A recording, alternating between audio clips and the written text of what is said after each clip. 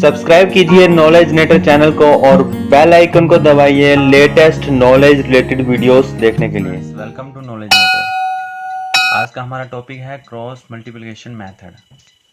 तो इसके हम पहले देखते हैं स्टेप्स, उसके बाद आपको एक क्वेश्चन करवाऊंगा, उसके बाद आपको एक दो क्वेश्चन होमवर्क के लिए दूंगा और ये आपको बहुत अच्छे से समझ आ जाएगा। आप पहले वीडियो को देखिए 2-3 मिनट। अगर आपको समझ नहीं आता तो मुझे कमेंट में बताइए, जहाँ हमारे व्हाट्सएप ग्रुप में ऐड हो जाइए, डिस्क्रिप्शन में दिया गया है उसका लिंक। तो चलिए वीडियो शुरू करते हैं। जो स्टेप्स हैं थोड़ा सा लंबा प्रोसीजर है लेकिन बहुत इजी है। अगर आप ध्यान से देखोगे तो आपको बहुत अच्छे से समझ आएगा। ये वीडियो आप पूरी देखना, उसके बाद अगर मुझे बताना अगर आपको समझ नहीं आएगा, ठीक है। मैं ये दावे के साथ आपको कह सकता हूँ कि मैंने इतने अच्छे से बताया है आपको कि आपको डेफिनेटली इसमें समझ आएगा। तो आप प्लीज़ वीडियो के साथ बने रहिए, स्किप मत करना। बस यही एक गलती करते हैं स्टूडेंट्स की, स्किप कर लेते हैं वीडियो को, फिर समझ नहीं आता। तो पहला स्टेप जो है वो ये है, हमारे पास दो इक्वेशंस होंगी, ठीक है। दो इक्वेशन दी होंगी क्वेश्चन में, जैसे कि ये इस फॉर्म में दी होंगी, a1x plus b1y plus c1 is equal to 0 और सेकंड होगी a2x plus b2y plus c2 is equal to 0। ये दो इक्वेशन दी होगी। इनको क्या करना है कि फर्स्ट इक्वेशन को b2 से मल्टीप्लाई करो, यानी कि इस वैल्यू से, और सेकंड की इक्वेशन को b1 से, यानी कि इस वैल्यू से मल्टीप्लाई करो, ठीक है। उसके बाद जो इक्वेशंस आएंगे उसको हम नाम दे देंगे थर्ड और फोर्थ। ये थर्ड और ये फोर्थ इक्वेशन ऐसे आएंगी क्योंकि फर्स्ट को हमने मल्टीप्लाई किया है b2 से, तो b2a1 plus b2b1y plus b2c1 is equal to 0। और सेकंड इक्वेशन को हमने b1 से मल्टीप्लाई किया, तो b1a2x plus b1b2y plus c1 plus b1c2 is equal to 0। तो ये हमने इनको थर्ड और फोर्थ नाम दे दिया। अब इस इक्वेशन में ये दोनों सेम आ गए तो ये कट जाएंगे, सब्ट्रैक्ट कर लो इनको, तो यहाँ से हमको x की वैल्यू मिल जाएगी। जब x की वैल्यू आपको मिल जाएगी तो उस x की वैल्यू को फर्स्ट या सेकंड इक्वेशन में दो में से किसी एक में पुट कर दो, जहां आपको सिंपल लगे करना। उसके बाद आपको y की वैल्यू फाइंड आउट मिल जाएगी, y की वैल्यू भी निकल जाएगी आपके पास, x और y दोनों की वैल्यू आ गई। उसके बाद हमारे पास दो केसेस सामने आते हैं, ठीक है। दो केसेस कौन कौन से हैं? पहला केस ये आता है b1 a1 b2 minus a2 b1 does not equal to 0। अगर ऐसा केस आता है तो उस केस में क्या होता है, a1 upon a2 does not equal to b1 upon b2। उस केस में क्या होता है कि a1 upon a2 b1 upon b2 के बराबर नहीं होता है। तो उस पेयर ऑफ इक्वेशन को हम नाम देते हैं यूनिक सॉल्यूशन, उसके यूनिक सॉल्यूशन निकलते हैं, ठीक है। और सेकंड केस हमारा आता है कि अगर ये इक्वेशन इक्वल टू 0 आ जाती है तो उसको हम क्या करते हैं, a1 upon a2 equal to b1 upon b2 equal to k लेते हैं। जब k लिया तो उसके बाद हमारे पास a की वैल्यू जो आएगी, a की वैल्यू आएगी a equal to k a2 और b की वैल्यू आएगी k b2 यानी कि b1 की वैल्यू। अब हमारे पास a1 b1 की वैल्यू तो निकल गई, अब हमें फाइंड आउट करना है c1 की वैल्यू को, ठीक है।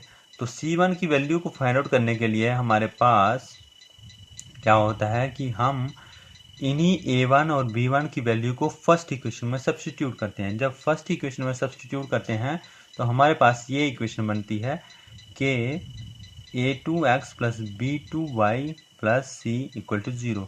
अभी आपको कुछ भी समझ नहीं आ रहा होगा, मुझे भी ये पता है, बट आप ये नोट्स रखो और ये आप जैसे क्वेश्चन आगे सॉल्व करते हो, हम करवाते हैं, तो उसमें आपको पूरा काम आएगा। और उससे पहले ये पढ़ना ज़रूरी है स्टेप्स, क्योंकि बिना ये पढ़े आपको वो डायरेक्टली समझ नहीं आएंगे। तो उसके बाद हमारे पास ये इक्वेशन सेटिस्फाई करती है, अगर c1 equal to k c2 है तो a1 upon a2 b1 upon b2 is equal to c1 upon c2 is equal to k। तो ये इक्वेशन को सेटिस्फाई करती है अगर ये केस है तो। अब इसके बाद इसके तीन सोल्यूशन बनते हैं, ठीक है। एक बनता है यूनिक सोल्यूशन, एक इन्फिनिटली मैनी सोल्यूशन बनते हैं, और एक केस होता है जिसमें कोई सोल्यूशन नहीं बनता है, ठीक है। तो ये तीन इक्वेशंस आपको फाइंड आउट करने के लिए आती हैं। तो वो तीन केस कैसे बनते हैं तो चलो देखते हैं। तो केस नंबर 1 जो है ये मैंने आपको पहले भी डिस्कस कर चुका कि a1 upon a2 does not equal to b1 upon b2 है, तो उसको हम यूनिक सोल्यूशन बोलते हैं। और सेकंड केस जो है वो है A1/A2 is equal to B1/B2 is equal to C1/C2। अगर ये केस है तो इसके मैनी सोल्यूशन बनते हैं, मतलब बहुत सारे इसके सोल्यूशन बन सकते हैं। अगर ये केस है A1/A2 is equal to B1/B2 does not equal to C1/C2, तो इस केस में कोई सोल्यूशन नहीं बनता। अब आप सोच रहे होंगे कि इतना कुछ तो बता दिया बंदे ने, लेकिन हमें करना कैसे है ये सब पता नहीं चल रहा। तो उसके लिए आपको पेशेंस रखना ज़रूरी है। तो अब आपको इसका क्रॉस मल्टीप्लिकेशन मेथड को समझने का एक ट्रिक बता रहे हैं। उस ट्रिक को आपको ध्यान से देखिएगा तो आपको सब समझ आएगा। उस ट्रिक को जानने के लिए आपको करना क्या है कि x, y और 1 लिया, 1 यानी कि कोई कांस्टेंट जो k था हमारा, ठीक है।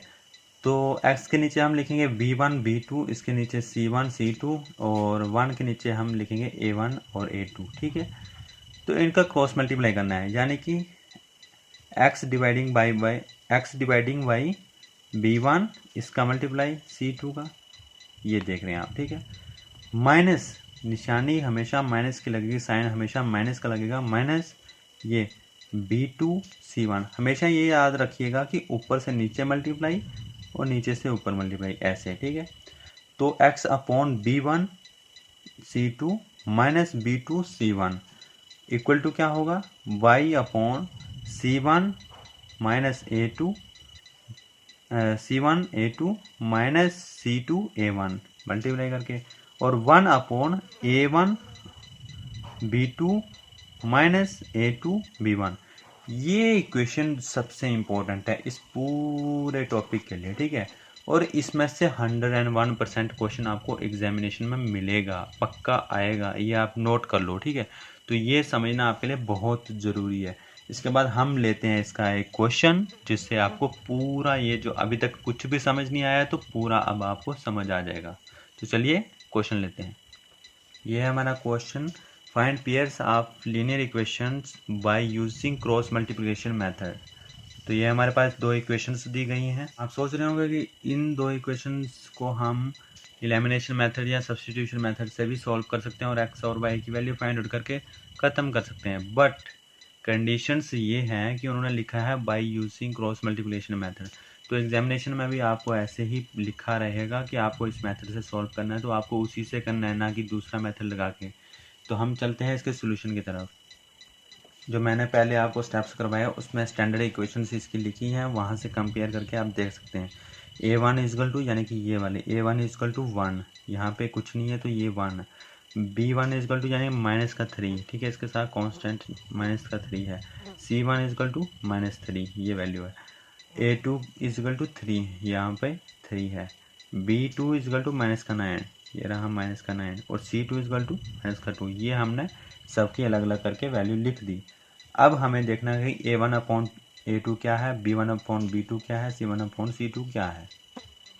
तो वैल्यूज आपके सामने है a1/a2, यानी कि a1 की वैल्यू ये है 1 और a2 की वैल्यू कितनी है 3, तो यानी कि 1/3 हो गया।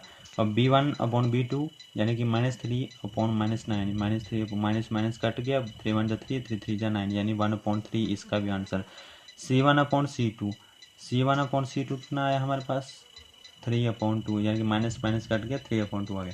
अब इस केस में क्या है, a1/a2 इजकल टू b1/b2 आ गया, but does not equal to c1/c2। तो इसके लिए हमने क्या बताया था आपको, इसके लिए हमारे पास ये है, तो देयर इज नो सोल्यूशन। तो इस इक्वेशन का आगे कोई सोल्यूशंस नहीं है।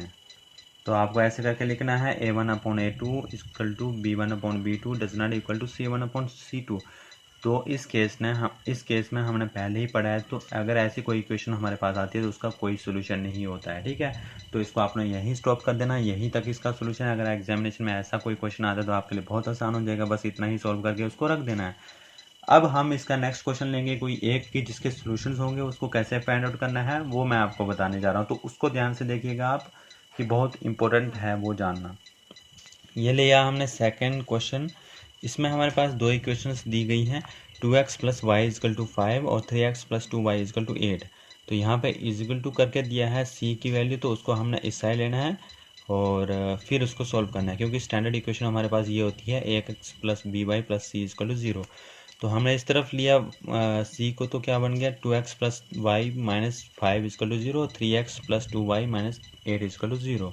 तो यहाँ से हम सिंपली देख सकते हैं a1 इजकल टू हमारे पास 2 है, b1 इजकल टू हमारे पास 1 है और c1 इजकल टू हमारे पास -5 है। अब हमारे पास सेकेंड इक्वेशन में यानी कि a2 is equal to 3, b2 is equal to 2 और c2 इजकल टू -8। अब हम देखेंगे कि a1 अपॉन a2 क्या आ रहा है। a1 अपॉन a2 हमारे पास आ जाएगा 2/3, ठीक है, और b1 अपॉन b2 हमारे पास आ जाएगा 1/2 और c1 अपॉन c2 हमारे पास आ रहा है -5/-8 यानी कि 5/8। अब इस केस में आपने सिंपली देख लिया होगा कि a1 upon a2 does not equal to b1 upon b2 does not equal to c1 upon c2। किसी की भी वैल्यू एक दूसरे के बराबर नहीं है, तो हम लिखेंगे therefore a1 upon a2 does not equal to b1 upon b2 does not equal to c1 upon c2। हमने ये देखा था कि जब अगर ऐसा आता है तो ऐसे केस में क्या होता है कि यूनिक सॉल्यूशन होता है, ठीक है। तो देयरफॉर गिवन इक्वेशन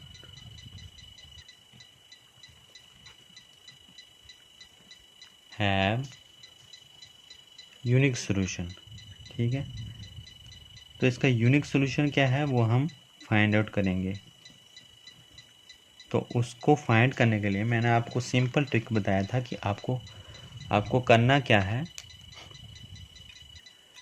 आपने लिखना है x, y और 1, ठीक है। x के नीचे क्या आता है b1, हमारे पास b1 वैल्यू कितनी है, b1 की वैल्यू है 1, तो b1 की जगह पे आ गया 1। और नीचे क्या होता है b2 यानी कि 2, और यहाँ पर क्या होता है, यहाँ पे होता है c1 यानी कि -5 और यहाँ पे होता है -8 यानी कि c2 की वैल्यू, और यहाँ पे हो जाएगा a1 यानी कि 2 और a2 यानी कि 3। तो यहाँ पे फिर से b1 और b2। अब इनका करते हैं हम क्रॉस मल्टीप्लाई, यानी इसको इससे मल्टीप्लाई माइनस इसको इससे मल्टीप्लाई, इसको इससे मल्टीप्लाई माइनस इसको इससे मल्टीप्लाई, अब इसको इससे मल्टीप्लाई यानी माइनस इसको इससे मल्टीप्लाई। वो जो हमारे पास आएगा सॉल्यूशन वो होगा इसका यूनिक सॉल्यूशन। तो उसके लिए हम क्या करेंगे, उसके लिए हमारे पास x अपॉन क्या होगा 1 इंटू -8 यानी कि 1 इंटू -8, ठीक है, माइनस 2 इंटू -5, 2 इंटू -5, ठीक है। ये किसके बराबर होगा y अपॉन -5 इंटू 3 -8 इंटू 2, ठीक है। बहुत सिंपल है, आप बस ध्यान दीजिए थोड़ा सा। यहाँ पे आएगा कांस्टेंट यानी कि हमारा 1 अपॉन 2 इंटू 2 -3 इंटू 1। अब इसी को आपने सॉल्व करना है तो इसके सॉल्यूशन निकल जाएंगे। अब इसको सॉल्व करने के बाद हमारे पास क्या आता है x अपॉन 8 इंटू -8 इंटू 1 जाएगी -8 और 5 to 10 minus into minus plus हो गया, ठीक है।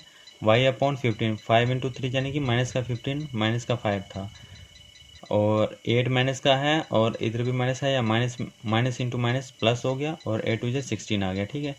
1 अपॉन 2 टू 4 माइनस का 3 क्योंकि ये दोनों प्लस के हैं। अब इसको सॉल्व करो तो हमारे पास मिल गया x upon 2 is equal to y upon 1 और 1 अपॉन 1, ठीक है। इसको हमने नाम दे दिया x अपॉन 2 को 1, इसको 2 और इसको 3, ठीक है। अब हम फर्स्ट और सेकंड को लेंगे यानी कि x अपॉन 2 और इसको लेंगे, पहले हम इसको लेते हैं, ठीक है, थर्ड वाले को, फर्स्ट और थर्ड x अपॉन 2 और ये दो लेते हैं तो क्योंकि सिंपल होगा। अगर हम यहाँ पे इसको लेते हैं तो ये वेरिएबल दो वेरिएबल बन जाएगा, वैल्यू एक की भी फाइंड आउट नहीं होगी। तो यहाँ पे क्योंकि ये सब तीनों बराबर है एक दूसरे को, तो हम इन दो को भी ले सकते हैं, इन दो को भी ले सकते हैं, इन दो को भी ले सकते हैं। अगर इनको लेंगे तो वेरिएबल दो हो जाएंगे तो वैल्यू नहीं मिलेगी। तो हम इसको और इसको लेते हैं, फर्स्ट और थर्ड को लेते हैं। फर्स्ट और थर्ड को लेंगे तो क्या आ जाएगा हमारे पास x/2 इक्वल टू 1/1। ठीक है, 2 को यहाँ मल्टीप्लाई कर दो, इसको यहाँ पे, तो कितना आ जाएगा x इज इक्वल टू 2, ये इसकी वैल्यू आ जाएगी, क्योंकि ये इधर मल्टीप्लाई हो जाता है, ये इधर हो जाता है, तो x इंटू वन एक्स ही रहेगा, और 2 इंटू वन कितना हो जाएगा 2। तो हमारे पास x की वैल्यू निकल गई। अब सेकंड केस में हमारे पास क्या है, हम इसको लेते हैं y/1 is equal to 1/1। Second और थर्ड लेते हैं, ये कहाँ से आया, ये फ्रॉम फर्स्ट एंड थर्ड।